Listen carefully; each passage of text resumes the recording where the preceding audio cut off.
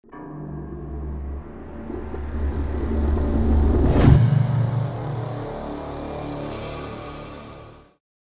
welcome back to another video. If you've followed my channel at all, you'll know one thing, and that is that I love Halloween. But you know what I really hate? I hate when Christmas encroaches on Halloween. Now, don't get me wrong, I love Christmas too, but I love Christmas after Halloween. And I know that Tim Burton tried to reconcile the two holidays, but the truth is, every year we start to see more and more Christmas decorations earlier and earlier. Take a look at this picture. I took this picture on my birthday. My birthday is September 16th. And you can see that the Christmas stuff way outnumbers the fall and Halloween decorations. So I'm feeling a little bit rebellious, and today we're going to take a Christmas decoration and turn it into a Halloween decoration. So my brother sent me this Christmas caroler. Sorry, his clothes are already mostly taken off. But he's an animatronic, and his arms move and his head moves. But it's Halloween time, not Christmas time. So let's see if we can turn this into something more spooky. All right, some key parts about this thing, the way this is constructed. There's a motor in here that is connected to these wires, and these wires are bendable, posable. There's hands on the end. We've got the head that kind of rotates around like that, but this can just come right off. It's got screws that go in on the sides, screw right into this little thing. This hand, also posable arm, but it has what would normally be a candle. This is 120 volt, so the whole thing just plugs into the wall. This is 120 volt wires. I've clipped them and covered them so that, well, covered one, whatever. I've clipped them so that we can replace this. Anyway, I'm gonna take the hands off, took the head off. We're gonna make a Grim Reaper. So we need to make a skull. And I'm gonna use this head as a reference for how big the skull should be. Okay, here's our head. And we want the skull to be about this size, but actually smaller so that it could be like realistically how it would fit in there. And so I've got 3 pieces of scrap foam here, this pink foam. And I'm gluing them together with expanding foam with great stuff. I just spray each side with a spritz of water and put it together. And then I just put a small anvil on top to hold it until it completely cures, which is the next day. After sketching the skull onto the foam, I cut out the block with my bandsaw.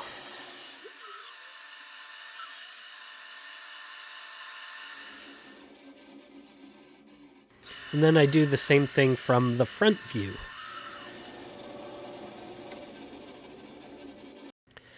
So I've got a skull here that I'm using as reference, and I'll keep looking at that as I continue to sculpt this.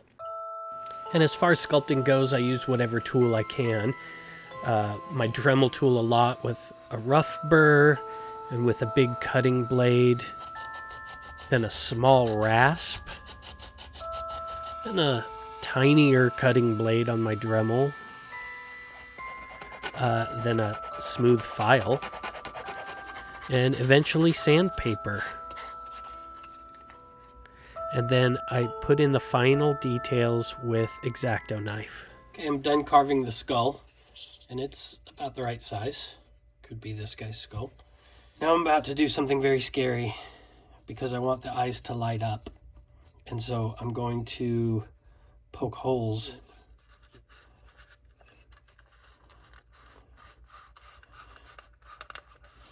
from right up underneath the zygomatic arch. So I'd like to spray paint the base coat on this, but you can't spray paint this foam, it'll just dissolve. You've got to put some other coating on it first. I could put Mod Podge or just paint directly, but I'm going to try using this magic coat stuff. So we'll put it on here, and once it dries, we'll be able to sand it. This will let us get an actual hard finish. At least that's what I'm hoping.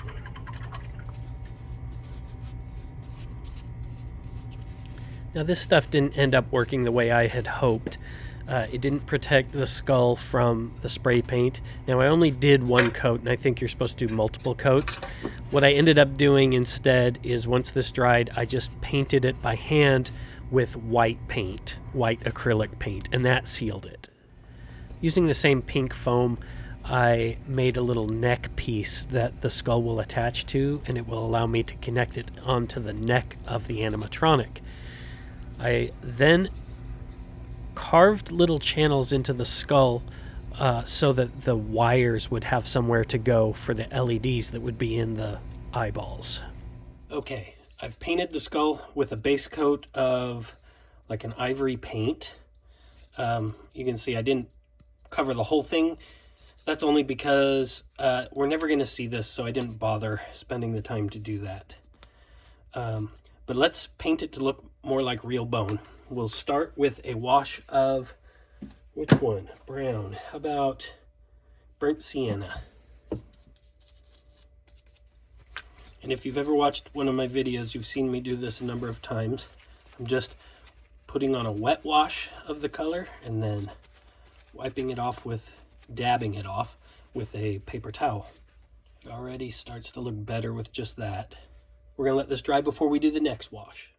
Now that that's dry, we're going to do another wash, this time with burnt umber. Now we're going to be a little more strategic with where we put this, just in the darkest, dirtiest spots.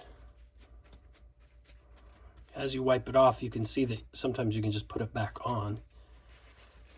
For the last bit of detail, all the darkest areas, I'm going to use the burnt umber with some black mixed in.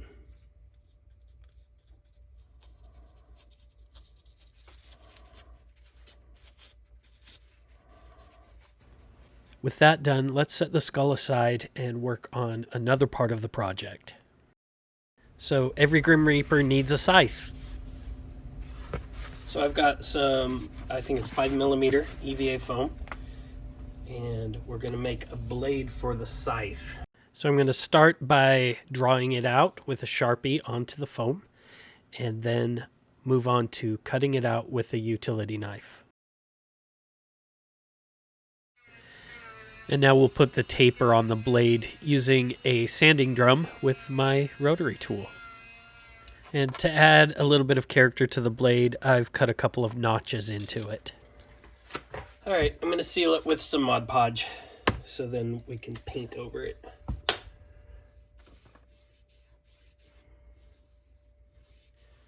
So here's the stick for the scythe, and here's the blade. We're going to go ahead and connect them on. We're just going to use hot glue. So put a bead of hot glue on there and just stick it on. Now this looks so plain, just like this. Let's see if we can add some detail to make it look a little more menacing and not manufactured. All right, so this blade would be connected on maybe with a strap of steel. So I've cut some craft foam. What if we put this around there like it's a strap of metal? And we'll glue it down using some CA glue.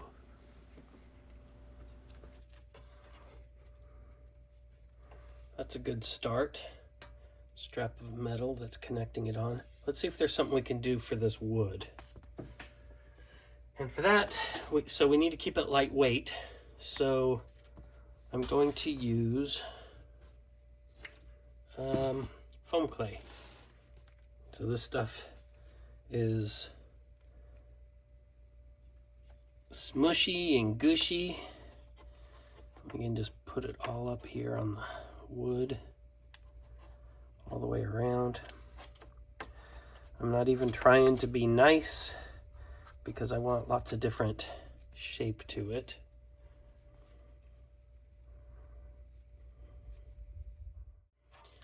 Okay, I've covered the wood with the foam, and I've made some areas where it's a little bit thicker, especially down here at the bottom, just to make it so it doesn't look so perfectly straight. And now I want it to look like a branch, so I need to put some wood grain in it. To do that, I'm just going to take a tool, like in this case it's just a skewer. And I'm just going to draw wood grain down it. It's the next morning. The foam is all dry. I'm not going to do anything more to it other than paint it now.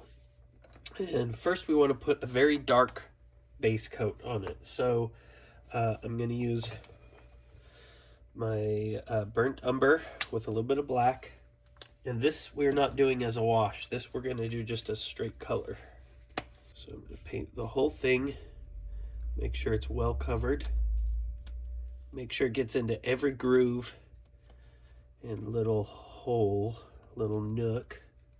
Okay, the whole thing is covered with a dark base coat. We're going to let this fully dry, then we'll come back. Here it is with the base coat all dry. We're just going to do a simple dry brush over the top. What I've got here is a chip brush that I've cut the bristles off about halfway, so it's pretty coarse and okay, we're going to do dry brush, and I'm just going to use burnt umber. And with dry brush, if you're not familiar with it, we're going to put a bunch of paint on the brush and then actually wipe it all off, and then we're going to just lightly stroke this on here. And I'm going to stroke downwards like this, and it will add some lines which will look like wood texture.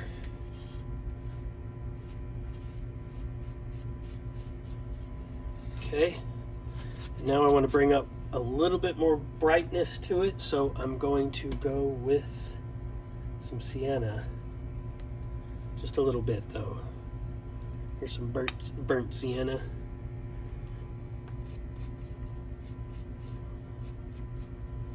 All right, there we are.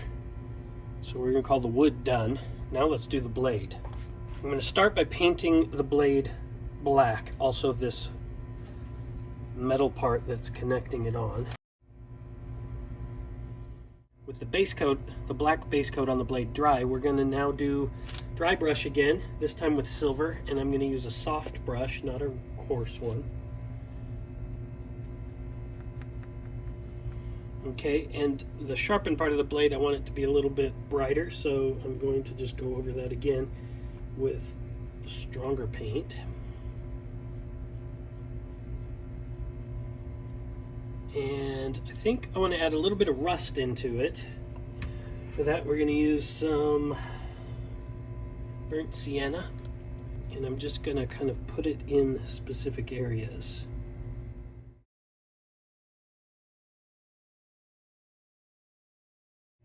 All right, a little bit of rust on it. Nice. All right, let's open this up a little bit and see what it looks like inside. I think we need to play with the electronics.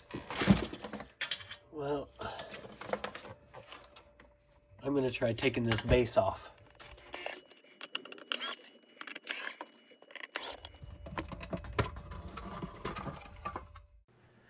Now I'm trying to figure out what all of these wires go to. It looks like there's a pair of fat ones and a pair of skinny ones. To try to figure out what they're doing, I think we need to do a little bit of surgery. We're going to give him a little bit of a buttectomy to see what's going on under his bum cheek. Unfortunately, it didn't really tell us enough. I think I need to see a little bit higher up where the motor is. So I'll take out my bone saw, which in this case is really just a cutoff wheel made for cutting plastic, and we'll cut a big panel in his back to see what is actually happening in there. It's weird, the two little wires go right to the motor, and then the big wires go up here to this. Let's see if we can figure out the electronics here. So this is the cord coming from the wall, 120 volts, 110 volts, whatever it is. And it comes up to this point where there's a junction. These, there are two wires on each side that branch off of this. The skinnier ones, these small ones, go up the leg and into the motor. And the bigger ones go all the way up to the hand, and they were for the lamp, for the light. Now, just a little disclaimer here. I'm not an electronicologist, so I'm going to do my best here. But basically, the problem is we've got a lot of AC voltage coming in, and we need some of that to go up to the motor, and we need some of that to turn into a little bit of DC voltage. So to turn that large amount of AC into a little bit of DC, I've got this little component that I bought, and this is a transformer that hopefully if I wire it right, I won't get thunderstruck. But it's basically the same kind of thing that's inside of a wall charger for your phone. So we'll start by disconnecting the junctions here. So now I'm going to pigtail a short length of wire that can handle the high AC voltage, the wall voltage, and we'll just pigtail it onto here. And this is what's going to connect into the transformer. The small wires are still connected in this junction, and they go up into the motor. So now we use magic electronics glue, aka solder, to connect the wall voltage into the transformer.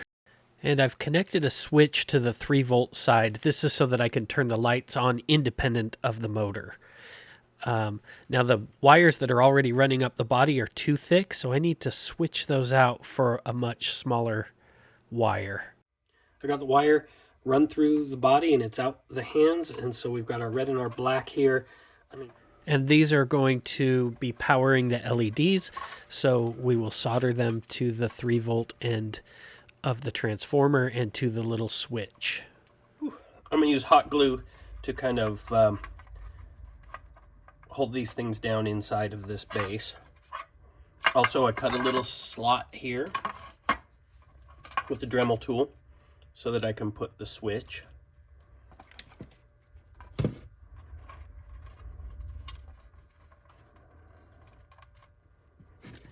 Now up at the armpit, I have added a junction in here because we need 2 LEDs that are going up into the skull, as well as the LED that's going out by the hand. And so I'm branching off of there so that we can wire these in parallel. But what the heck are we even wiring up? Let's take a look. I 3D printed this lantern model from the internet, and the problem is that it's completely, like, it doesn't have any glass or anything. We're going to put lights in there. We don't want to be able to see the LED, so I want to put some diffused glass in there. So for the glass, we're going to use this. I don't know if you can see it. This is clear vinyl, kind of like the stuff that your grandma wraps her couch in ever since that time that you played on it after playing in the mud puddle, but it wasn't you who really did it, it was your brother, but he blamed you, and now everybody always reminds you of the big mess that you made. Anyway, it's that stuff. And so I'm going to cut these to shape to be like the little glass pieces that go inside, and we'll do something to try to diffuse them.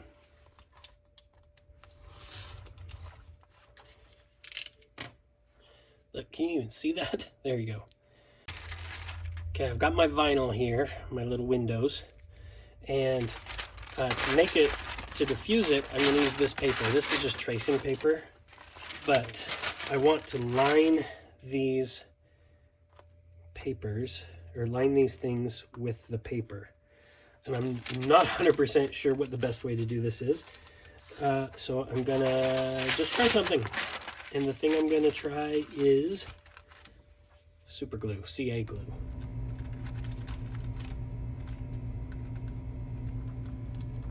I'm sliding it around because I'd like them to have a nice thin film of glue to glue the entire surface. Now I'll just cover them with the anvil to hold them down and come back when they're dry. Okay, now I've cut them free, and using CA glue, I'm going to glue them into the little lantern. Okay, we'll glue that on. We'll do that for each of the 4. So I drilled a hole in the top of the lantern and ran this cord down. But now I've got these hands that I got from the dollar store. You could buy a whole pack of them. They're called palm bones, but they come with left and right hands, which is great. And so we're going to use these. I think they're pretty close to the right scale, so they're going to work great.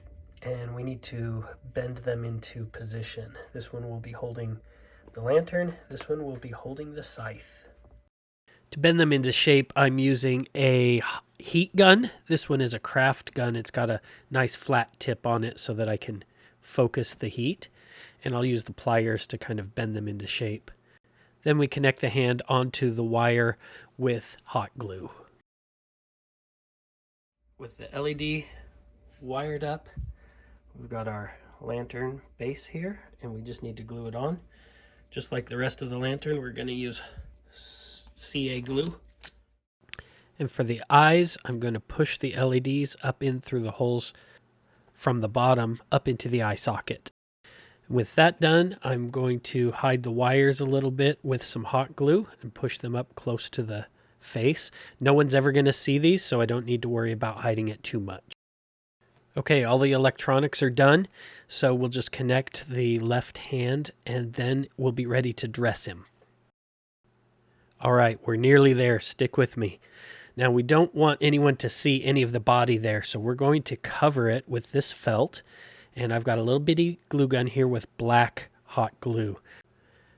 And I'm just going to wrap the body, the main part of the body, with kind of a tube of felt. We don't have to worry about pants because no one will see the legs.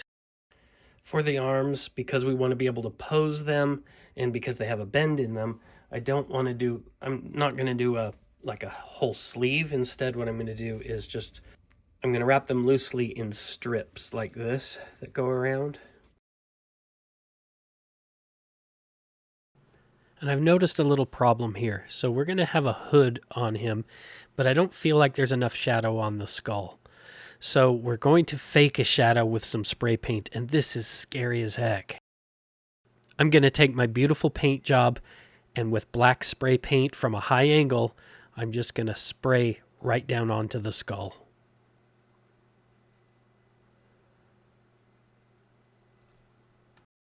Okay, it's time to start putting on his actual cloak. So for the base fabric, it all needs to be very lightweight. So I actually found some stuff at a thrift store. I think it's kind of a plastic stuff. I think it's a cover for like a barbecue grill or something, but you could use whatever kind of light fabric you have. And I'm seriously just patching this together however I can. So I just cut some shapes, hot glue them down, always keeping in mind that it has to move, so it needs to be loose around the shoulders and the arms and the neck so that things can stretch if they need to, or that there's enough give for them. Then I use some scrap felt to make the hood. You can start adding some creepiness. I've got some of this creepy cloth from the dollar store, and we'll put that over the hood and glue that down. And I'm keeping the motor running so that I make sure that there's plenty of clearance for all of the cloth. And now it's time to add the main part of the cloak. And this is black. It's basically black cheesecloth. And I found it on Amazon. By the way, I make a list of all of the items that I use and the tools that I use there in the description below, along with affiliate links. If you want to pick some up, feel free to use those links. It helps the channel. And I just tack the back piece on and have the hood come over it. And then we focus on the front, making sure to cover up the sides with just tacking the sides down a little bit. And I let it go a little bit long so it sits on the table. But with that, I think we're done. We'll just put his scythe in his hand, and let's take a look at the final result.